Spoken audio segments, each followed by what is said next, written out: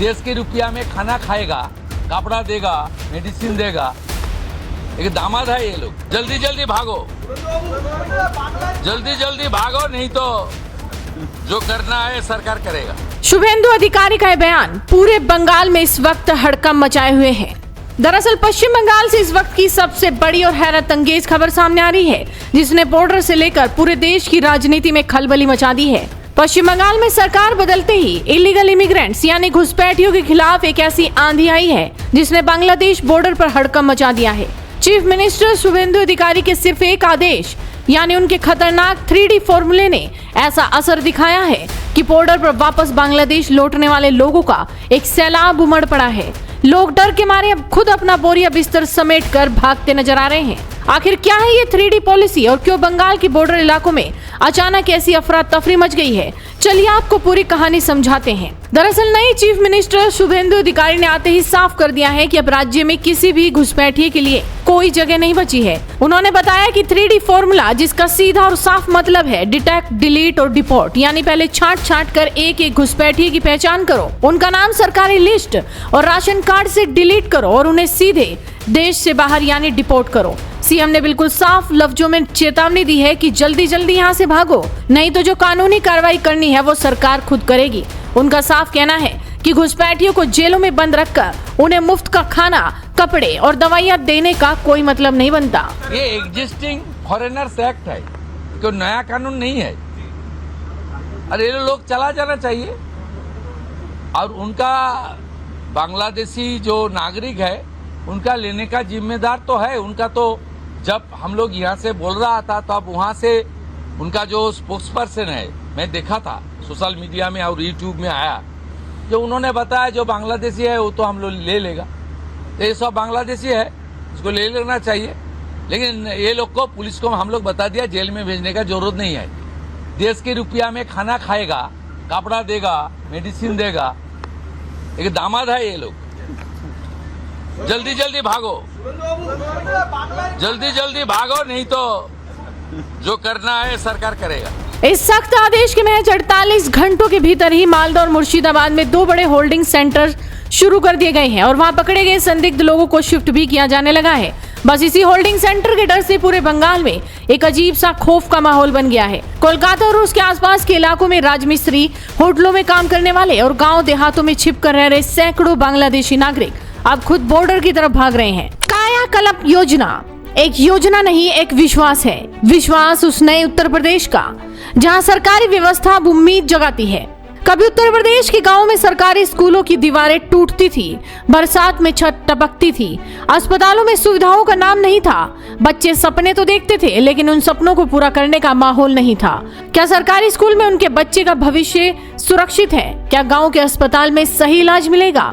लेकिन जब नियत साफ हो, इरादे मजबूत हो, तो बदलाव सिर्फ भाषणों में नहीं, जमीन पर दिखाई देता है। उत्तर प्रदेश में शुरू हुई एक ऐसी पहल जिसने सरकारी व्यवस्था की तस्वीर ही बदल दी। मुख्यमंत्री योगी आदित्यनाथ के नेतृत्व में कायाकल्प योजना ने सरकारी स्कूलों और स्वास्थ्य केंद्रों में नई जान फूंक दी है। जहां कभी टूटी बेंचें थी, आज वहां आधुनिक फर्नीचर है। जहां कभी अंधेरे कमरे थे, आज वहां बिजली, पंखे और डिजिटल शिक्षा की सुविधाएं हैं। जहां कभी बच्चों को पीने का साफ पानी नहीं मिलता था, आज वहां शुद्ध पेयजल और स्वच्छ परिसर है। कायाकल्प योजना ने सिर्फ भवनों का रंग नहीं बदला, इसने बच्चों के भविष्य के रंग बदले हैं। आज गाँव का बच्चा भी आत्मविश्वास के साथ कहता है, मैं भी आगे बढ़ सकता हूँ। माता पिता का भरोसा सरकारी स्कूलों पर बढ़ा है क्योंकि अब उन्हें लगता है सरकार उनके बच्चों के भविष्य के लिए गंभीर है। ऑपरेशन कायाकल्प को सफलता की नई ऊंचाइयों तक पहुंचाया। स्कूल चलो अभियान में हर बच्चे को स्कूल तक पहुंचाने के लिए अपने स्तर पर प्रयास किया। आज परिणाम क्या है? आज ऑपरेशन कायाकल्प की जब बात आती है तो भारत सरकार के नीति आयोग ने भी देश के अंदर शिक्षा के सक्सेस स्टोरी में उत्तर प्रदेश के हिस्से में जो सबसे सक्सेस स्टोरी दी है वह ऑपरेशन कायाकल्प को दिया है। सरकारी स्कूल अब मजबूरी नहीं, गर्व बनते जा रहे हैं और सिर्फ शिक्षा ही नहीं, स्वास्थ्य सेवाओं में भी आया बड़ा बदलाव। यही कारण है कि आज उत्तर प्रदेश देश के सामने विकास का नया मॉडल बनकर उभर रहा है। जहां कभी अव्यवस्था की चर्चा होती थी, आज वहां परिवर्तन की चर्चा होती है। कायाकल्प योजना ने गाँव को नई पहचान दी है। हर साफ स्कूल, हर सजा हुआ अस्पताल, हर मुस्कुराता बच्चा इस बात का प्रमाण है कि उत्तर प्रदेश बदल रहा है। नॉर्थ 24 परगना के बिथारी हकीमपुर बॉर्डर पर तो ऐसी भीड़ है कि लोग लाइन लगाकर खड़े हैं। इधर बहुत झमेला चल रहा है, वही लिए चल जा रहे हैं।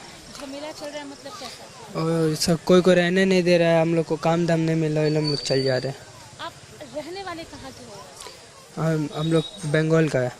बंगाल के। तो आप बांग्लादेश से आए थे या यहीं के हो वहाँ जा रहे हैं? नहीं, बांग्लादेश से आए थे। कब आए थे? हो गया 2-3 साल हो गया। कैसे आए थे? वही हम लोग को दूसरा आदमी लेके आया था। और यहाँ ला के फिर क्या प्रोसेस था यहाँ लाने का? यहाँ ला के उधर रख दिया है, तो बोलते अब तुम अपना काम धाम करेगा। आधार कार्ड, राशन कार्ड ये सब भी बनाया था? नहीं, कुछ भी नहीं। यहाँ कहाँ रहते थे बंगाल में? यहाँ हम लोग हावड़ा जिला। हावड़ा जिला। जी। क्या काम करते थे? हम बाइक मैकेनिक है। कौन लेकर आया था? क्या टीएमसी पार्टी या कोई पॉलिटिकल पार्टी लेकर? नहीं पता वो वाला। बस खाली पार कर। हाँ। आपके साथ और कितने लोग? हम 10 आदमी थे। अभी 10 जा रहे हो कि कोई है? नहीं यार, कोई नहीं है, हम अकेला। क्या नाम है तुम्हारा? नॉयन नोयन। पूरा नाम? नॉयन शेख। तो अभी लगता है कि चले जाओगे अपने घर वापस? देखिए आप कहाँ हो। गो इकोनॉमी। कभी भारत के गांव सिर्फ खेतों और फसलों से नहीं बल्कि गोधन से पहचाने जाते थे। हर आंगन में गाय थी, हर घर में समृद्धि थी और हर किसान के चेहरे पर संतोष था। लेकिन समय बदला, आधुनिकता की दौड़ में गाँव की आत्मा कहीं पीछे छूट गई। रासायनिक खेती ने मिट्टी को कमजोर कर दिया, खेती का खर्च बढ़ता गया, छोटे किसान कर्ज में डूबते गए और जो गायें कभी परिवार का हिस्सा थी वो सड़कों पर बेसहारा दिखाई देने लगी। लेकिन अब देश में फिर एक नई सोच जन्म ले रही है, एक ऐसी सोच जो भारत को उसकी जड़ों से जोड़ती है, जो गाँव को फिर से आत्मनिर्भर बनाने का सपना देखती है। ये सोच है गो इकोनॉमी। गो इकोनॉमी यानी गाय को सिर्फ आस्था नहीं बल्कि अर्थव्यवस्था की ताकत बनाना। आज गोबर सिर्फ कचरा नहीं रहा बल्कि करोड़ों की जैविक अर्थव्यवस्था का आधार बन रहा है। गोबर से बन रही है जैविक खाद, जिससे खेतों की उर्वरता बढ़ रही है, किसानों का खर्च कम हो रहा है और लोगों तक पहुंच रहा है रसायन मुक्त स्वस्थ अनाज। गौमूत्र से बन रहे हैं दवाइयाँ, कीटनाशक और कई उपयोगी उत्पाद के द्वारा, यानी जो गाय का गोबर है, यह अतिरिक्त आमदनी का स्रोत किसानों के लिए बनेगा। बायोफ्यूल की यूनिट लग रही है यूपी के अंदर, वह अतिरिक्त आमदनी का स्रोत भी बनेगा। और ये कार्यक्रम युद्ध स्तर पर चल रहे हैं। गाय के गोबर से आज उत्तर प्रदेश में कुछ जनपदों ने पेंट बनाने का काम भी किया है। महिलाएं आज गोबर से दिए, मूर्तियां, पेंट और सजावटी सामान बनाकर अपने परिवार की आय बढ़ा रही हैं। गांव में लग रहे बायोगैस प्लांट घर घर ऊर्जा पहुंचा रहे हैं। जहां पहले लकड़ी और धुएं की परेशानी थी, वहां स्वच्छ ऊर्जा का उजाला है। आज का युवा भी बदल रहा है। वो सिर्फ नौकरी नहीं खोज रहा बल्कि गाँव में रहकर नए स्टार्टअप खड़े कर रहा है। गाय सिर्फ एक पशु नहीं, भारत की परंपरा है, गांव की शक्ति है और आत्मनिर्भर भविष्य की नींव है। आइए गो इकोनॉमी को अपनाएं, गांव बचाएं, किसान बचाएं और नए भारत को आत्मनिर्भर बनाएं। गो इकोनॉमी, समृद्ध गांव, सशक्त किसान, आत्मनिर्भर भारत। फिलहाल वेस्ट बंगाल सरकार के इस 3D डिसीजन और घुसपैठियों के खिलाफ चल रही इस ताबड़तोड़ कार्रवाई ने पूरे बंगाल में और बांग्लादेश में भी हड़कंप मचाया हुआ है। तो इस पूरी कार्रवाई पर आपका क्या सोचना है? क्या आपको लगता है कि पूरे देश में इलीगल इमिग्रेंट्स के खिलाफ ऐसी ही स्ट्रिक्ट पॉलिसी लागू होनी चाहिए? अपनी राय हमें कमेंट कर जरूर बताइए। साथ ही इस वीडियो को शेयर कीजिए और जुड़े रहिए हेडलाइंस इंडिया के साथ।